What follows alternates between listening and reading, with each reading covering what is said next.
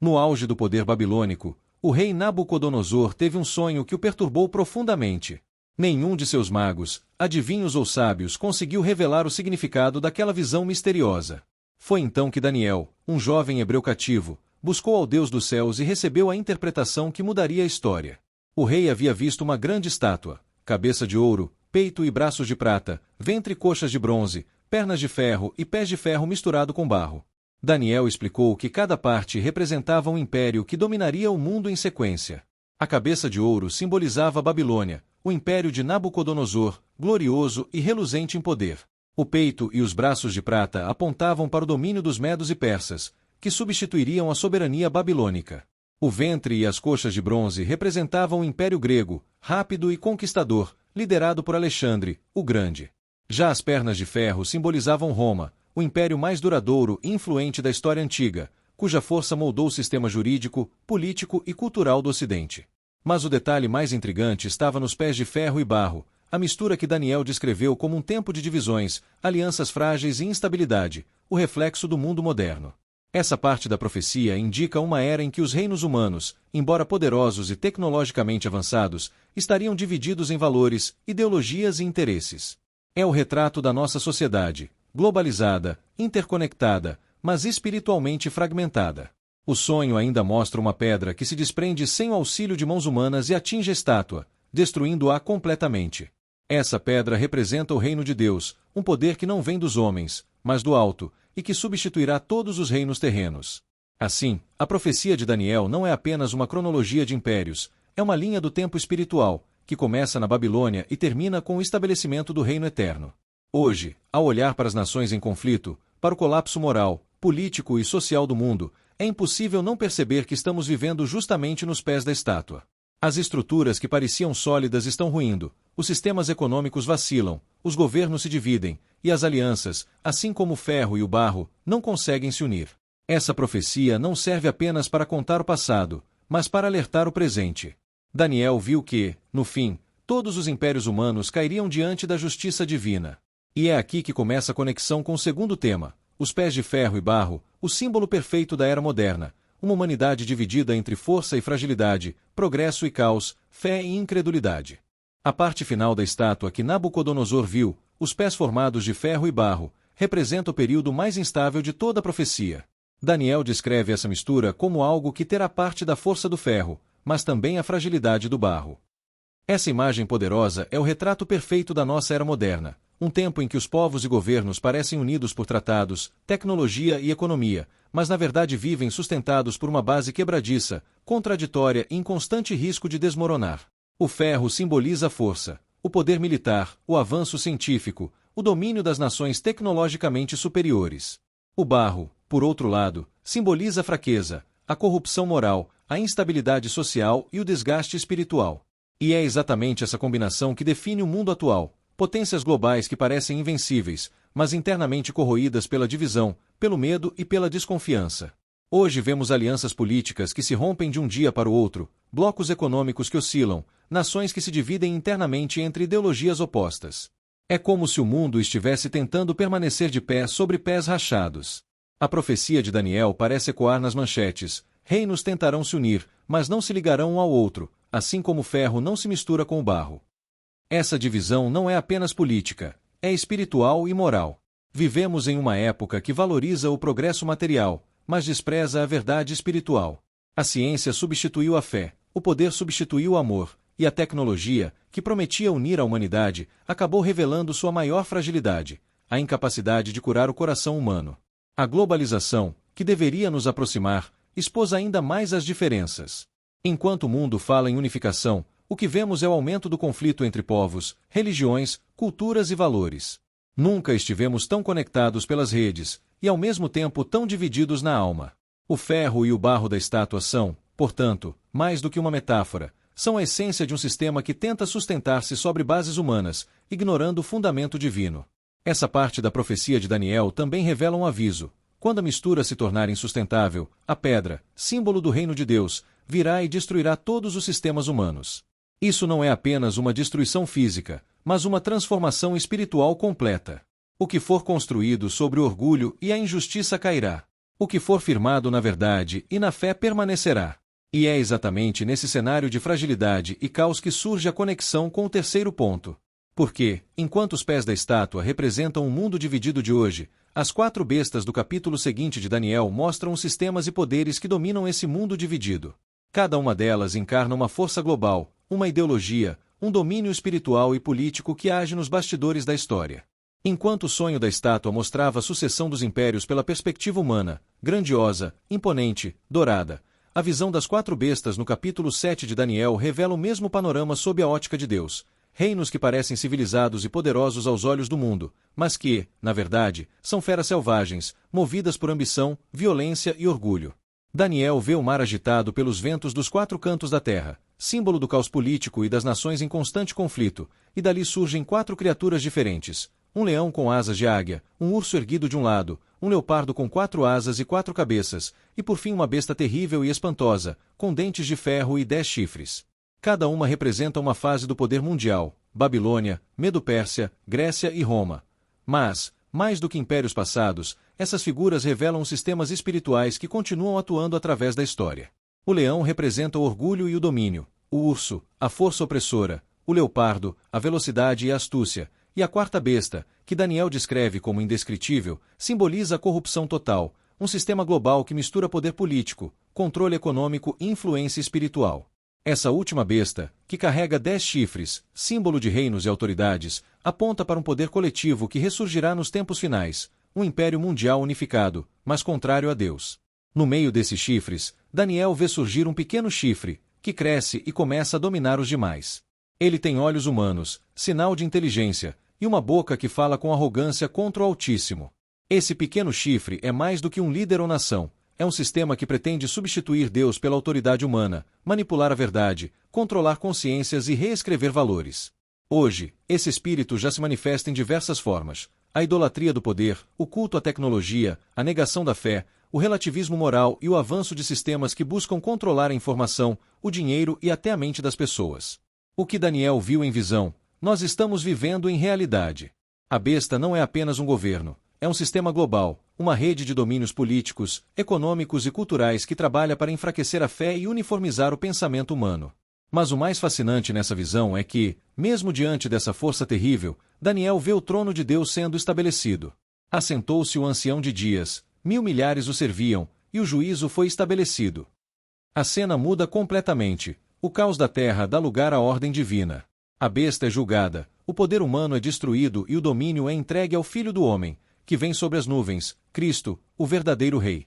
A mensagem aqui é clara: por mais forte que o sistema global pareça, ele tem um limite. O trono do homem é temporário, o de Deus, eterno. E é justamente esse contraste que conduz ao próximo ponto, porque o pequeno chifre não desaparece facilmente. Ele volta em um cenário ainda mais perigoso, onde a fé é testada, a liberdade é ameaçada e o controle se torna total.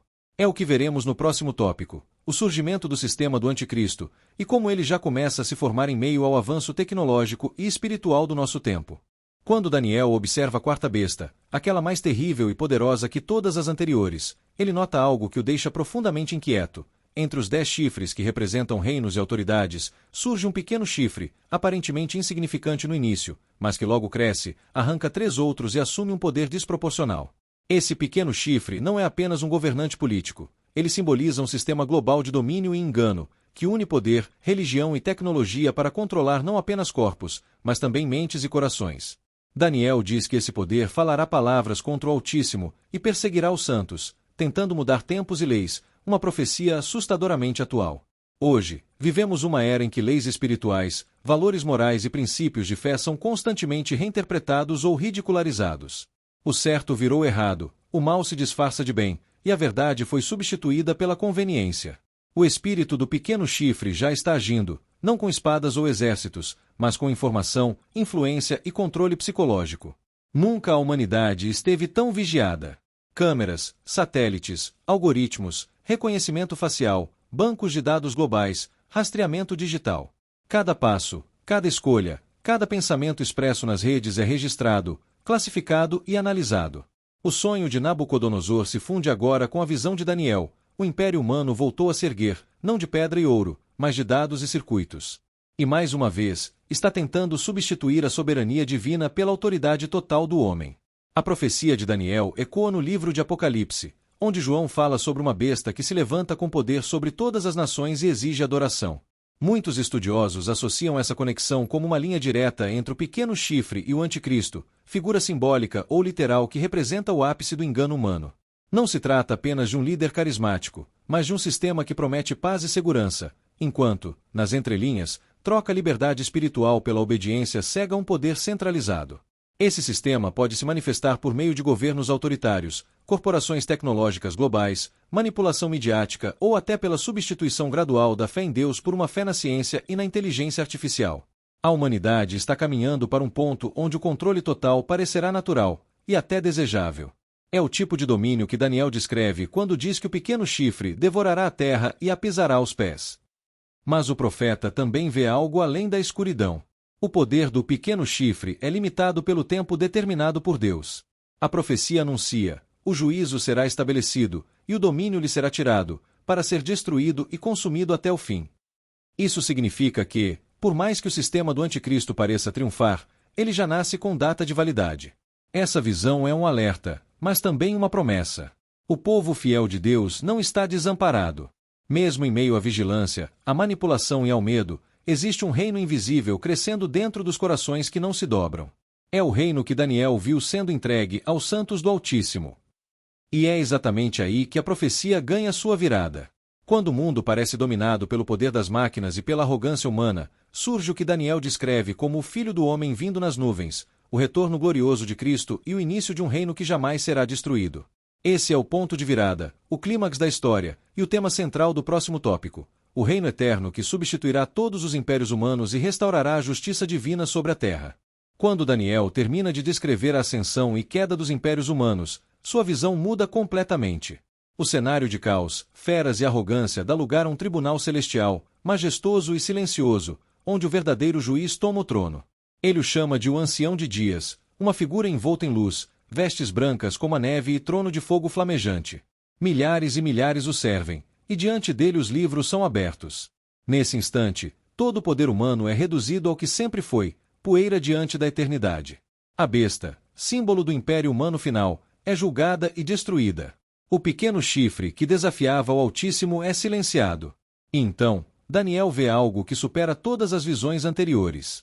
Eis que vinha com as nuvens do céu um como filho do homem, e foi-lhe dado domínio, glória e reino, para que todos os povos, nações e línguas o servissem. O seu domínio é eterno e o seu reino jamais será destruído. Essa imagem não é apenas profecia, é promessa. Representa o momento em que Cristo, o verdadeiro Rei, assume o controle da história. Tudo que antes era poder humano se desfaz, e o que permanece é o reino de Deus, construído não sobre ferro e barro, mas sobre justiça, verdade e amor. O que Daniel viu há mais de 2.500 anos está se cumprindo diante de nós. O ciclo dos impérios chegou ao fim, e o mundo vive seus últimos capítulos de divisão e desordem. Mas, por trás do aparente caos, há um propósito divino se desenrolando, um plano que sempre apontou para o mesmo desfecho: o retorno do rei e o estabelecimento do seu reino eterno. Esse reino não será instaurado por guerras, votos ou sistemas políticos. Ele começa de dentro, no coração daqueles que permanecem fiéis em meio à confusão. É o reino que cresce silenciosamente toda vez que alguém escolhe a fé em vez do medo, a verdade em vez da mentira, o perdão em vez do ódio. É o reino dos que, como Daniel, não se curvam diante da pressão do mundo, mas mantêm os olhos fixos no Deus que governa sobre tudo. E é aqui que a profecia encontra seu verdadeiro significado para nós. Porque o objetivo de Deus não é apenas nos mostrar o fim dos tempos, mas preparar nosso coração para esse fim. Quando o mundo parecer perdido, quando a corrupção e a injustiça parecerem dominar, lembre-se, o ferro e o barro se quebrarão, mas a pedra, o Cristo eterno, permanecerá. Esse reino não é apenas futuro. Ele já está se formando, agora mesmo, na vida de todos que o reconhecem como Senhor. E muito em breve, o que Daniel viu nas nuvens será visível aos olhos do mundo. A história humana termina com queda, mas a história divina termina com restauração. O que começou no exílio da Babilônia termina na glória celestial. Daniel, o prisioneiro, viu o destino de reis e nações, e nós, hoje, vivemos o cumprimento de sua esperança. E é por isso que a profecia de Daniel não é uma mensagem de medo, mas de fé. Porque quando todos os impérios tiverem passado, o reino de Deus permanecerá para sempre. A profecia de Daniel é mais do que história antiga. É o espelho do presente. Os impérios se levantaram e caíram exatamente como Deus revelou. Agora, estamos vivendo o último estágio, os pés de ferro e barro, o tempo da divisão, das alianças frágeis e da preparação para o reino eterno. Cada notícia, cada crise, cada avanço tecnológico é um lembrete de que o cenário está sendo montado. Mas para quem crê, isso não é motivo de medo, é sinal de esperança. Senhor, dá-nos discernimento para entender os tempos em que vivemos. Que o exemplo de Daniel nos inspire a permanecer firmes, mesmo em meio ao caos. Fortalece nossa fé, protege nossos corações e prepara-nos para o teu reino que vem. Amém. Agora quero te ouvir. Você acredita que já estamos vivendo os pés de ferro e barro da profecia? Deixe seu comentário e compartilhe o que mais te chamou a atenção nessa revelação.